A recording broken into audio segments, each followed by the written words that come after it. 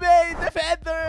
At ang ating Igris ay syempre, it's alien time! Kasi magbabago na ang kanyang anyo. Pero bago yun, bibigyan muna tayo ni Ken Place ng Yellow Star kasi wala na ako eh. Ang dami daw naipon na ganun eh. Trade natin si Ken Place. Parang may problema yung trade ah. Bakit hindi ko mapindot? Bawal na ba yung pag-trade? What is happening? Ito lang yung icon na hindi ko magalaw. Nagbag ba ako? Ayun ay mapindot. Baka pinipigilan na ako ni Anime Defenders lumakas. Wala talaga, bawal mapindot. Naku po, mukhang kailangan ko i-grind to na mag-isa. Ang kulang ko ay Curse Soul. Dalawang Yellow Star na lang. 2 Yellow Star. Yun, pumalag na. Kailangan mo pala tantadin. Anime at Defenders din to. Tignan mo boy, may dalawang 23 Yellow Star. Wow! Arigato gozaimasu. Sino gusto mo? Bigyan kita ng ano? Warrior Princess. Wala pa dyan eh. Boy, napayaw. Sabi ko sa inyo, maganda mythic yan eh. Walang tatanggi sa mythic. Igris, magmumukha ka ng itik. Ito na ang soul ni Sukuna kasi Curse King yun, boy. Ibig sabihin, teka lang oh. Grabe naman, napakamahal ito gawin. At ito pa ba, 35 Yellow Star. Maubos sa star sa universe. Magtira ka naman. Evolve natin siya. May magbabago kaya sa itsura ni The Curse Knight. Evolve? Bang! Unlock lang. Yung damage natin ay naging A negative, A yung cooldown, and B yung range. Boy, may nag-iba. May napapansin ba kayo? Umiilaw na ako ngayon ng apoy. Wow! Lalo gumanda yung itsura. Ganyan pala pagka may secret ka, no? Parang nangingibabaw yung itsura mo. Kasi tignan mo ako lang yung may aura na ganyan. Napakagilas tignan. Dapat dito, tinitignan din natin yung damage niya. Baka puro angas lang to. Wala naman damage. Kanina, 2K lang yung una niyang damage. 2K pa din naman. Mag-infinite muna tayo kasi may trait dito na bigay. Gusto ko palitan yung trait ni Igris kasi ang pangit. Gawin siguro natin yung Windmill Village Infinite 2. 30 waves nga lang. Pahirap na pahirap yung mga wave talaga pagka umaangat yung level. O diba? Trade Crystal. Siguro dito nagpa-farm yung mga nagbebenta ng mga Trade Crystal. Currently, meron akong 4 Trade Crystal. Ilan na makukuha natin after 30 waves dito? Sabi ko ito try natin. Tignan mo naman, wala yung Igris ko. Nag-auto unequip pala pag nag-evolve, no? Tapos hindi man lang talaga napalitan yung pangalan eh. Nagkaroon ng star at unlock. Ano yung na-unlock? Baka naman na-unlock na ang true potential ni Igris. Last video natin ha, 20k ang max damage ng Igris ko. Tapos 25k lang yung nadagdag. Okay, let's go Igris! It's your time to shine! So di ko na talaga kailangan dito si Bleed type. I mean, hindi ko na kailangan si Curse King eh. Kasi meron na siya sariling curse. Patay agad yun. Ilan ba boy? 20? Wow! Nag-iba talaga yung itsura niya. Bakit doon sa may labi? Parang hindi naman siya naaapoy, no? Kaya pala sinabi na makikita mo yung potential niya kapag nandito na sa laro. Uy! Si Kuya! Nilalagpasan yung expectation ko sa kanya. What is that? Wait! Nag-i-AOE? Okay, anong gagawin mo? Tatalon ka ba? Sisigaw ka ba? Ang tagal mo tumira. Bakit? Uy! Uy! That's body odor! Okay, so ang laki na apoy nung ginagawa niya. Parang apoy na kidlat eh, no? What is that? Titan Sword Fall? 41k damage! Wala pa to kahit ano, as in mahina pa yung Igris na to. Walang trait, mahina yung rank, ang baba ng level, pero 41k? Ngayon, Titan Sword Fall, ano to? Ano to? Ano to? Wow! May bumagsak na sword, kaya pala sword fall. Ngayon, dito natin sa boss i-try. Ayun! Bakit di ko nakita yung damage? Parang ang liit. So, parang pagka matatalo ka pala, tapos may extra damage ka pa. Ito ha, 10k damage. 10k. Pindot. 20. Ooh, that's 27k damage. Ito maganda. Hindi lang isa, kundi dalawa at sword fall. So, parang pag normal na mythic pala to, no? Para tayo naka-requiem din. Ganda na yung skill niya. Ngayon ako natuwa kasi tignan nyo naman, no? Ang laki ng sako. Parang hanggang saan yun? Abot hanggang kabilang baryo ng mundo eh. Ang gusto ko i-try sa boss yung Titan Swordfall, no? Aha! Here comes the boss! Teka muna, patakihin natin siya. Kailangan natin makita yung damage. Ilan na tira? 80k! Swordfall? What happened? What happened? Parang ang baba nun. Hindi ko masyado nakita pero hindi namatay eh. Oh my goodness! I love you, Curse Knight! Look at this! Applies vulnerability debuff to the enemy to buff your attacks up to 15% increase. Ayun pala yun. So, hindi pala siya bleed. So, meaning dito ay, kung 41 to, i-15% pa natin. So, nasa 50k din siguro. Meron naman palang ganun eh. So, kakailanganin pa rin talaga natin yung mga bleed type ko o kaya fire type. Kailangan pa rin pala natin si Sukuna. Magmumula si Sukuan. Eh, di grabe na pala to, no? nai-slow, natutugo, napapangiti. Ang ganda na ng team ko, grabe to. Ang tagal ko na ba kasi mag-level 50 ah? Ano ba yun? Isa lang pala talaga binigay niya for kanina ah. Pero ako gusto i-try kay Gar pag titripan ko lang. CS yung cooldown, yung SPA, so lock natin. 52 na yung worthiness niya. Ilan kaya yung ibibigay dito sa A+ ko? Alam ko pag sisisiyan ko to pero subukan lang natin. Bumalik. So, magpa-level muna ako dito ng unit, no? Kasi itatry natin itong super secret natin doon sa may raid kung kakayanin ba na solo. Hehehe! Igris! Dito natin makikita yung lakas. Igris! Kaya mo ba magtiis na mag-isa? At saka sakto-sakto si Igris ay galing din sa solo leveling. Solo leveling yung lugar na to. Ang problema lang, ang bilis umandar ng mga kalaban. Siguro next wave maglalapag na ako ng isa para naman meron tayong masamon din. Wala, oh no!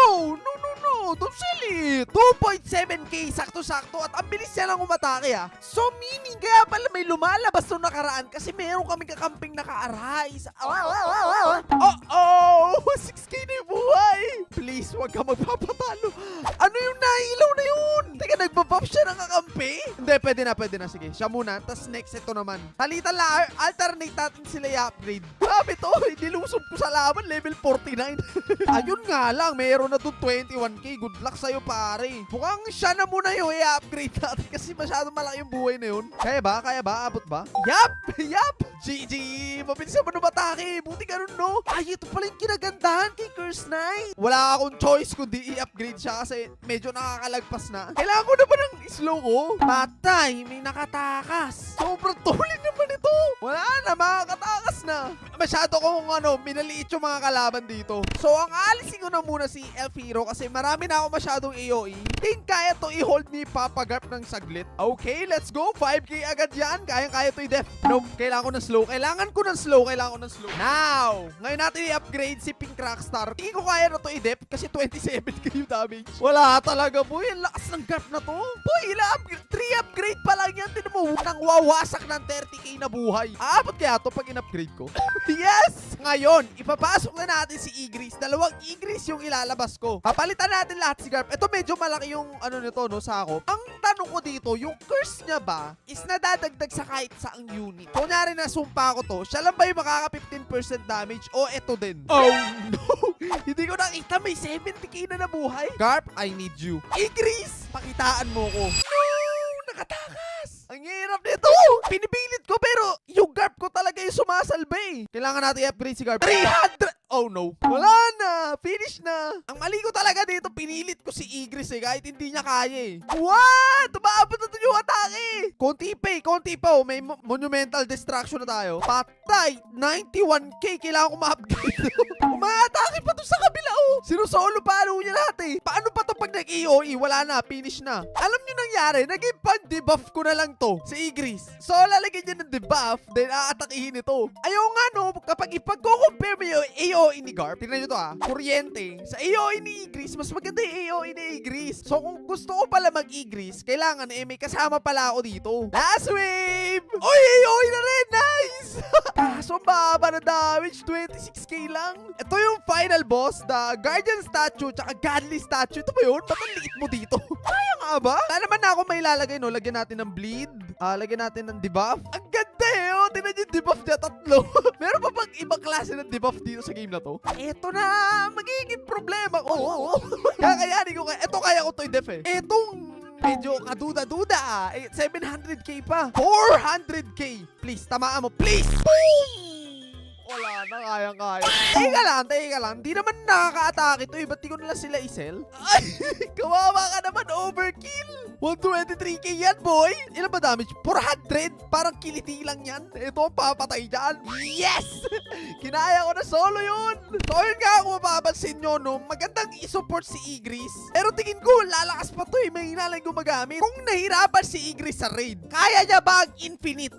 Mag-isa. Susubukan natin. Saan na ba yung infinite ko? Under what? Ay, no. naku po, dulo pa to, Igris. Good luck. Infinite mode kasi napansin ko, no, mas mabilis yung pera kasi mas mabilis yung agos ng wave. Ang pinaka nagustuhan ko talaga sa Igris, no, yung bilis niyang umatake. Wala pa ako nakitang ganyang kabilis na SPA. Game, nasa wave 30 na tayo. At ito ang gusto ni Igris, yung may mga shield kasi sinisira niya lang agad. Pero ang tanong, kung hanggang kailan katatagal? Sige, lalagyan natin to ng ng pang-slow. Actually, parang 4 nga to eh. Kasi meron ng Sword Titanfall. Meron ka pang unit na umaatake. So, parang 4 na unit to halos, diba? Yayay! Masamang pangitain! Nasa wave 59 na ako, no? Kaya ba ito mapigilan ni Igris? So, kapag di niya na pala kinaya, no? Ilalabas ko lahat ng unit ko. Tignan naman natin kung hanggang kailan ako tatagal. Oh, no! Meron 1.6 million din. 1.8 ba yan? Ilan ba zero yan? 1.8M nga! Safe to say na kaya ni Igris na umabot ng wave 16. At eto na. Lalabas na natin iba nating unit. Lalo na si Papa Garp. Alam mo, kulang pa to ng apoy kasi magkaiba yung bleed sa flame. So bagay pa ako magka-flame talaga dito sa dulo. Wait a minute. Merong next... What? Ewan ko kung mapapatay pa natin to. Pero malay mo kaya na 600k. Ang laki. Hindi, abot pa. Parang... Kaya ko na ba ito mapatay? Yup. Sa Map City, 82 waves yung pinakamalayo namin. Ang dami namin nun. Eto, mag-isa lang ako. Umabot ako ng 80 waves. Pili ko yung makakatalo lang din sa akin dito, yung boss. Uy, nababawasan ko. Okay, siguro 4M yung buhay niya. Tignan natin kung malalagpasan ko yung 82 na highest wave ko. 2.9M nalagpasan niya dito. Pero dito yung masakit na part ko eh. Pagka umabot na siya dito, dito yung mas malakas eh. Oy! Boy, punit siya! 83 waves!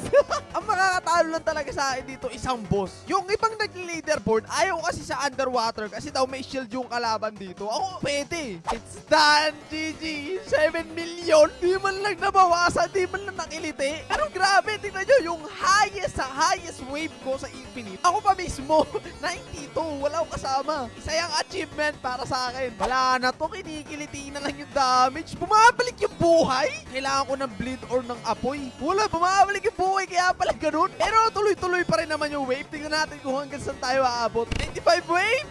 That's my highest. And we got 18 trait crystal. Let's go, Igris. 20 rerolls. Okay. Pwede to. 1. Prodigy. Prodigy ay mataas ang level pero di ko na kailangan kasi 51 na to eh. Last one. Please. Sana nag-prodigy na lang ako. Wala eh, ganun talaga. Bawi next time. Kaya, see you again in my next video. Have a nice day everyone. Thank you. Goodbye. See ya.